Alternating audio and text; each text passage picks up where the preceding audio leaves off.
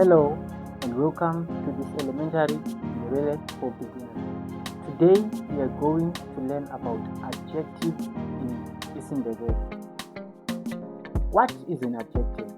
An adjective is a word that describes or that modifies a noun or pronoun.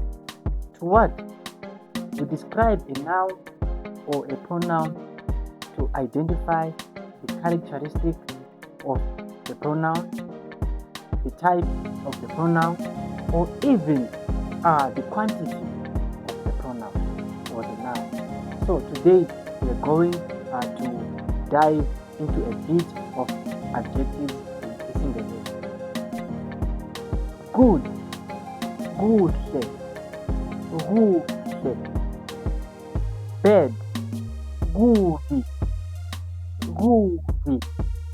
Large, khulu, khulu.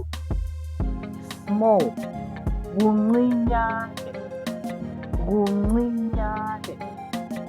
Better, kungcono, kungcono. Clear, kusobala, kusobala. So, what do we mean by these types of words?